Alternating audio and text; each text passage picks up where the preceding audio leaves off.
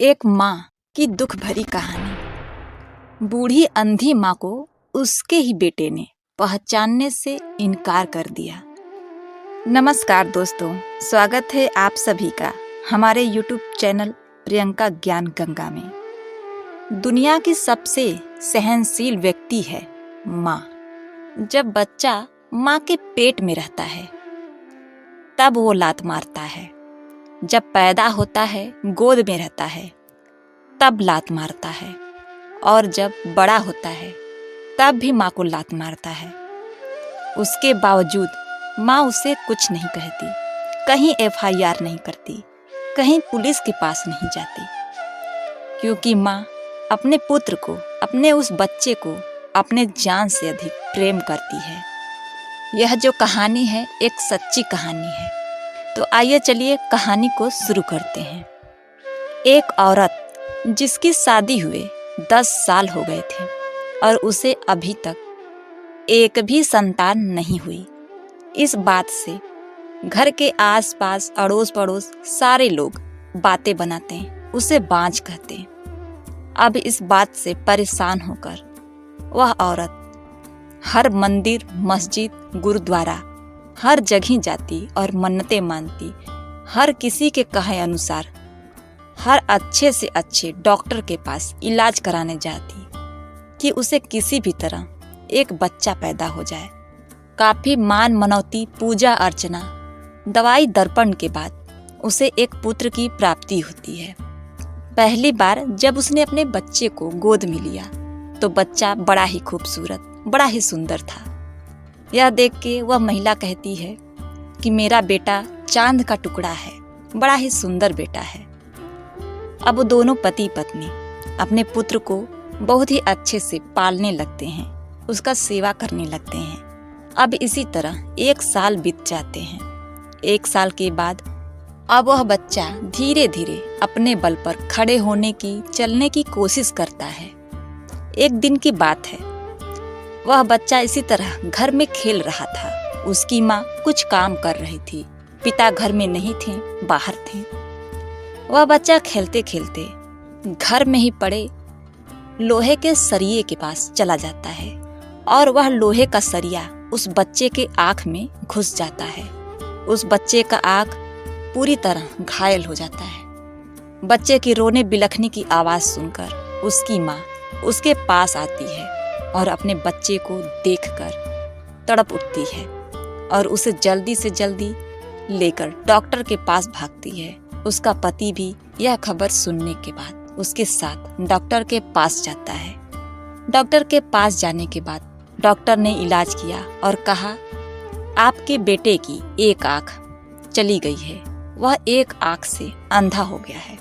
तब उस माँ ने कहा, डॉक्टर साहब किसी भी तरह मेरे इस बच्चे को बचा लीजिए, मैं कुछ भी करने के लिए तैयार हूँ। तो डॉक्टर ने कहा, एक उपाय है, अगर आप अपनी एक आँख अपने बच्चे को दे देती हैं तो आपका बच्चा ठीक हो सकता है। यह बात सुनते ही बच्चे का पिता बोला, नहीं नहीं, एक ही आँख काफ़ी है। तब उसकी माँ ने कहा, नहीं, मेरा इतना सुंदर सा चांद का टुकड़ा, चांद जैसा बेटा है, उसकी एक आँख चली गई, मैं अपनी आँखें दूंगी। मेरी आँखें चली जाएं कोई बात नहीं, मेरे बच्चे की आँखें नहीं जानी चाहिए। अब उस माँ के कहे अनुसार उसकी एक आँख निकालकर उसके बच्चे को लगा दी जाती है। अब वह माँ एक आँख से कानी हो जाती है, सिर्फ उसके पास एक ही आँख बचती है। अब उसका बच्चा धीरे धीरे स्वस्थ हो जाता है। अब कुछ दिन बीतते हैं। 6 महीने बाद उस माँ पर, उस महिला पर एक और बहुत बड़ा दुखों का पहाड़ टूट पड़ता है। हुआ यूं कि उस महिला का पति इस दुनिया को छोड़कर चला जाता है, उसकी मौत हो जाती है। अब वह महिला, वह माँ पूरी तरह अकेली हो जाती है। सिर्फ उसका बच्चा और वो अपने बच्चे को लेकर किसी तरह अपना जीवन यापन करने लगती है। हाय रे किस्मत, उसके बेटे की आंखें गईं, फिर उसका पति चला गया। अब वह अकेली अपने बच्चे का भरण पोषण करने लगती है। घर में कमाने वाला सिर्फ उसका एक पति था, जिसके मरने के बाद उसे दूसरों घरों में जाकर बर्तन झाड़ू पोछा करना पड़ता है। अब इसी तरह अपने बच्चे को देखते हुए वो संतोष करती है। वह रोज मेहनत करती, मजदूरी करती और अच्छे अच्छे कपड़े, खिलौने अपने बच्चों को लाती, अपने बच्चे को लाती। जब वह बच्चा धीरे धीरे बड़ा हुआ, 4-5 साल का हो गया, तब उस माँ ने अपने बच्चे को एक इंग्लिश मीडियम मतलब कॉन्वेंट स्कूल में दाखिला दिलवाया। दाखिले के बाद वह उसकी पढ़ाई अच्छे से करवाने लगी। वह माँ रोज अपने बच्चे का उंगली पकड़कर उस स्कूल में छोड़ने जाती और छोड़कर वापस आती। यही काम रोज का था। एक दिन उस बच्चे के दोस्तों ने देखा कि उसकी माँ कानी है, एक आंख से अंधी है, तो उस बच्चे को चिढ़ाने लगते हैं कि अरे इसकी माँ तो कानी है, एक आंख से अंधी है, ये तो अंधी का बेटा है। अब यह बात उस बच्चे को चोट कर जाती है। जब उसकी माँ उसे लेने के लिए आती है, तब वह बच्चा अपनी माँ से कहता है, मम्मी आप मुझे लेने मत आया करो, मेरे दोस्त मुझे चिढ़ाते हैं और कहते हैं इसकी माँ अंधी है, इसकी माँ कानी है, कानी का बेटा है, अंधी का बेटा है, मुझे अच्छा नहीं लगता। यह बात सुनने के बाद वह माँ कुछ नहीं कहती और कहती है ठीक है, मैं तुम्हें लेने के लिए या पहुँचाने के लिए नहीं आऊँगी, तुम अच्छे से जाना और अच्छे से आना। अब धीरे धीरे समय बीतता है। वह बच्चा पढ़ने लिखने में तेज तर्राक, हाई स्कूल पास करता है, इंटर पास करता है, आगे की पढ़ाई के लिए शहर चला जाता है। अब उसकी माँ के ऊपर जिम्मेदारियों का बोझ और अधिक हो जाता है।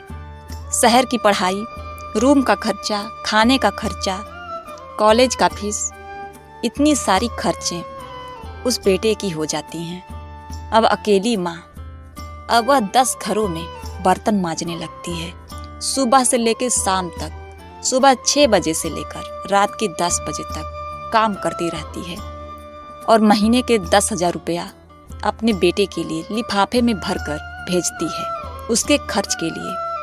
अब इस तरह वह माँ इतना कठिन परिश्रम, इतना कठिन मेहनत करके बिना थके, बिना आराम किए उस बच्चे को पढ़ाने लगती है। वो सोचती है एक दिन मेरा बेटा कलेक्टर बनेगा, तब मेरे सारे दुख दूर हो जाएंगे, तब मुझे कोई काम नहीं करना पड़ेगा, आराम करूंगी, धन संपत्ति होगी। इस बात को सोचते हुए वह माँ अपने बेटे के पढ़ाई में दिन रात एक कर देती है।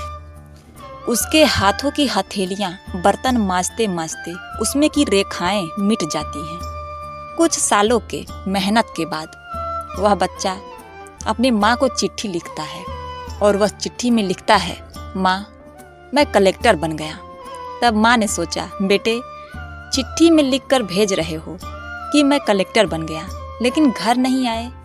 अरे बेटा, मैं तो तुम्हें अपने आँखों से देखना चाहती हूँ। कितने साल हो गए तुम्हें देखे हुए, मैंने अभी तक तुम्हारा चेहरा नहीं देखा। बेटा जल्दी से घर आ जाओ, मैं तुम्हें देखना चाहती हूँ। अब कुछ दिन बीतते हैं, 2 महीने, 3 महीने, अब 4 महीने बाद उस बेटे का फिर से चिट्ठी आता है और कहता है, माँ मैंने शादी कर ली है, मैंने एक अमीर खानदान में अमीर बिजनेसमैन की बेटी से शादी की है। यह बात सुनते ही उस माँ का हृदय रो उठता है, तड़प उठता है कि मेरे कितने सपने थे कि मेरा बेटा बड़ा होगा, कलेक्टर बनेगा, बेटे का विवाह करूंगी, बहू आएगी, अपने हाथों से उसे डोली से उतारूंगी, हर घर में मिठाइयाँ बांटूंगी, खुशियाँ मनाऊंगी। सारे सपने सपने रह गए और बेटे ने अपनी मर्जी से शादी कर लिया और मुझे बुलाना तक जरूरी नहीं समझा। यह सोचते हुए वह माँ कहती है, चलो कोई बात नहीं, बस वो दोनों खुशी से रहें। वह बूढ़ी माँ इसी आस में लगी रहती है, कभी न कभी मेरा बेटा, मेरी बहू मेरे पास तो जरूर आएंगे, 1-2 महीने के बाद जरूर आएंगे। अब फिर इसी तरह 1 महीने, 2 महीने, 3 महीने, 4 महीने बीत जाते हैं। लेकिन उस बूढ़ी माँ का बेटा और बहू घर नहीं आते। वह बूढ़ी माँ अपने बहू को देखने के लिए तड़पती रहती है कि मैं अपने बहू को देख लूं। अब इसी तरह 10 महीने बीत जाते हैं और फिर वह बेटा अपनी माँ को चिट्ठी लिखता है। और चिट्ठी में क्या लिखता है कि माँ, तुम्हारा एक पोता हुआ है, तुम्हारी बहू माँ बन गई है। तब उस माँ का धीरज का बांध टूट गया, उसे रहा नहीं गया। उसने सोचा बेटा तो नहीं आ रहा है, लेकिन मैं तो जा सकती हूँ।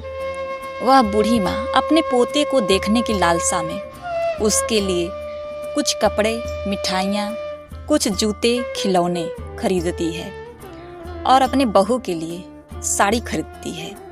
और इन सब सामानों को लेकर वह शहर की तरफ चल पड़ती है। उस बूढ़ी माँ के बेटे ने जो चिट्ठी लिखा था, उस चिट्ठी पे जो पता था, उसी पते को लेकर वह शहर में आ जाती है जहाँ उसका बेटा था। और सामने देखती है 2 मंजिला बंगला, नौकर चाकर, चमचमाती गाड़ी। यह देखकर वह बूढ़ी माँ बड़ी ही खुश होती है कि उसका बेटा आज कितनी ऐशो आराम की जिंदगी जी रहा है, कितना सुखी है। उस बूढ़ी माँ ने जैसे ही अपना पहला कदम उस घर के अंदर रखना चाहा, गेट पर रखना चाहा, तो दरवाजे पर खड़े चौकीदार ने उसे रोक लिया और कहा और सोचने लगा कि ये काली कलूटी कानी बुढ़िया कहाँ जा रही है। उसने कहा, ये बुढ़िया तू कहाँ जा रही हो, ये बुढ़िया तू कहाँ जा रही हो। तो उस बूढ़ी माँ ने कहा, बेटे, यह मेरे बेटे का घर है, मैं अपने बेटे से और अपने पोते को देखने जा रही हूँ। तो उस चौकीदार ने कहा, तुमने क्या भांग खा रखी है? तुमने अपना चेहरा कभी शीशे में देखा है? काली कलूटी, फटे पुराने कपड़े पहनी हो, एक आँख से कानी हो और कह रही हो कलेक्टर बाबू तुम्हारे बेटे हैं? जाओ, यह तुम्हारे बेटे का घर नहीं है। तब उस बूढ़ी माँ ने कहा, यह मेरे बेटे का ही घर है, यहाँ मेरा बेटा ही रहता है, तुम यह चिट्ठी देख लो। जब उस चौकीदार ने उस चिट्ठी को देखा तो उसने कहा, हाँ बात तो सच है, यह बूढ़ी माँ सच कह रही है। फिर उसने कहा, जाओ, कलेक्टर बाबू घर के अंदर हैं, घर के अंदर ऊपर वाले कमरे में हैं। अब वह बूढ़ी माँ घर के अंदर चली जाती हैं और जाते ही सबसे पहले वो अपने पोते को देखती हैं कि उनका पोता पालने में झूल रहा है। अब वह बूढ़ी माँ अपने पोते को देखते ही वह बूढ़ी माँ अपने छोटे से पोते को देखने के लिए, उसे गोद में उठाने के लिए, उसे लाड दुलार करने के लिए दौड़ती है और अपने गोद में उठा लेती है। जैसे ही उस बूढ़ी माँ ने उस बच्चे को गोद में उठाया, वह बच्चा रोने लगता है। रसोई में काम कर रही उस बूढ़ी माँ की बहू ने जब अपने बच्चे की रोने की आवाज सुनी तो उसने कहा, बच्चा क्यों रोने लगा, क्या बात है? और बेडरूम में जो उस बूढ़ी माँ का बेटा था वह अभी भागता हुआ आया कि बच्चा इतनी तेज से क्यों रोने लगा। जब उसकी बहू ने देखा पुरानी धुरानी कपड़े पहने हुए काली कलूटी कानी बुढ़िया उसके बच्चे को ली हुई है तो वो डर जाती है। वो सोचती है कि यह कोई बच्चे पकड़ने वाली है और वह तुरंत कहती है, तुम्हें किसी ने रोका नहीं, तुम यहाँ पर कैसे आ गई, कौन हो तुम? तब तक उस बूढ़ी माँ का बेटा भी आ जाता है। तब उस बूढ़ी माँ ने अपने बेटे को देखा और कहा, बेटा तुम मुझसे मिलने नहीं आए, बहू को लेकर नहीं आए, मुझे अपने पोते को देखना था, मुझे सबकी याद आ रही थी, इसीलिए मैं चली आई। यह बात सुनते ही उस बहू ने अपने पति से कहा, क्यों जी, आपने तो कभी बताया नहीं कि आपकी माँ भी है, क्या यही आपकी माँ है? क्या तुम्हारी माँ इतनी दरिद्र है, तुम इतने दरिद्र खानदान से हो? अब अपने पत्नी की यह बातें सुनकर उस बेटे को बड़ी लज्जा आई और उसने झट से कहा, नहीं, यह मेरी माँ नहीं है, मैं इन्हें नहीं जानता। बेटे कैसे बात कर रहे हो, मैं तुम्हारी माँ हूँ, तुमसे मिलने आई हूँ। अब फिर वह बेटा तुरंत कहता है कि नहीं नहीं, यह मेरी माँ नहीं है, मैं इनको नहीं जानता। वह बेटा अपनी माँ को पहचानने से साफ साफ इनकार कर देता है। अब यह बात सुनने के बाद उस बूढ़ी माँ का दिल चूर चूर हो जाता है। उसे बहुत बड़ा आघात लगता है, उसे बड़ा दुख होता है। पूरे जीवन उसके लिए मर मिटती है। और वही बेटा बड़ा होकर जब विवाह हो जाता है तो अपनी पत्नी की सुंदरता में खोकर माँ को भूल जाता है। तब उस माँ ने रोते हुए मन से, रोते हुए दिल से कहा, बेटे, मेरा बेटा भी तुम्हारे जैसा दिखता है, इसीलिए मैं यहाँ चली आई। मैंने सोचा तुम ही मेरे बेटे हो सकता है मुझे गलतफहमी हुई है। ठीक है, मैं जा रही हूँ।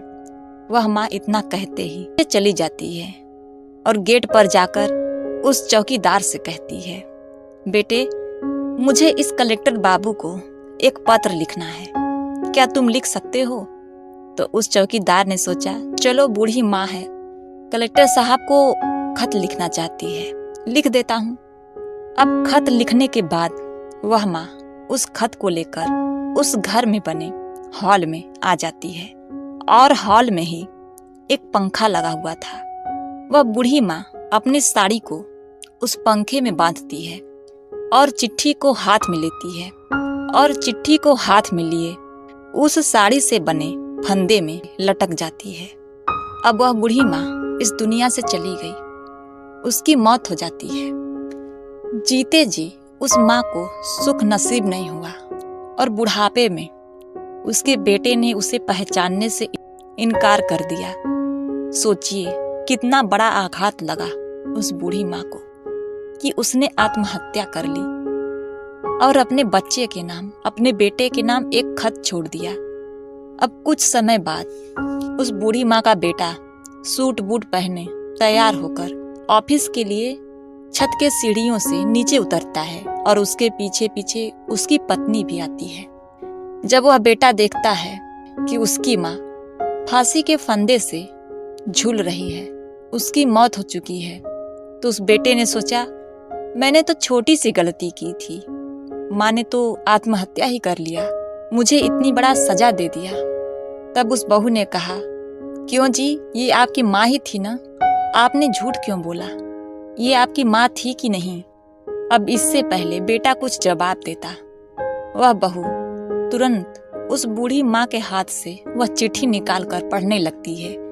चिट्ठी में क्या लिखा था? लिखा था, बेटे, बचपन से लेके आज तक तुम मुझे बदसूरत समझते रहे, मैं तुम्हें सुंदर नहीं लगती, तो इसका कारण भी जान लो कि मैं सुंदर क्यों नहीं लगती। मैं कानी क्यों हो गई, एक आंख से अंधी क्यों हो गई? बेटे, तुम्हारे आंख में सरिया घुस गया था, डॉक्टर ने कहा था मैं अपनी आंखें तुम्हें दे दूंगी तो तुम ठीक हो जाओगे, और मैंने ऐसा ही किया, और आज तुम इस दुनिया को अपनी दूसरी आंख से भी देख रहे हो। जो आंख तुम्हारे अंदर लगी है बेटा, वह मेरी ही आंखें हैं। जाते जाते तुम्हें दुआ देती हूँ कि तुम हमेशा खुश रहना। तुम्हें इस माँ से लज्जा आ रही थी, तो आज यह माँ तुम्हें छोड़कर जा रही है। तुम्हें अब कभी लज्जा नहीं आएगी, समाज में तुम्हारा मान खराब नहीं होगा। यह पत्र पढ़ते ही वह बेटा जमीन पे धराशायी हो जाता है और फूट फूट के रोने लगता है। तो दोस्तों, ऐसी थी एक बूढ़ी माँ की दुख भरी कहानी, जिस माँ ने अपने बच्चे के लिए अपना सर्वत्र न्यौछावर कर दिया। आज उसी को यह सजा मिली, उसे यह दिन देखना पड़ा। भगवान करे ऐसा किसी के साथ ना हो। हर कोई अपने माँ बाप से प्रेम करे, उनका सम्मान करे, और हर माँ बाप अपने बच्चों के साथ रहें। इसी के साथ हम वीडियो को समाप्त करते हैं। मिलते हैं नेक्स्ट वीडियो में। तब तक के लिए नमस्कार।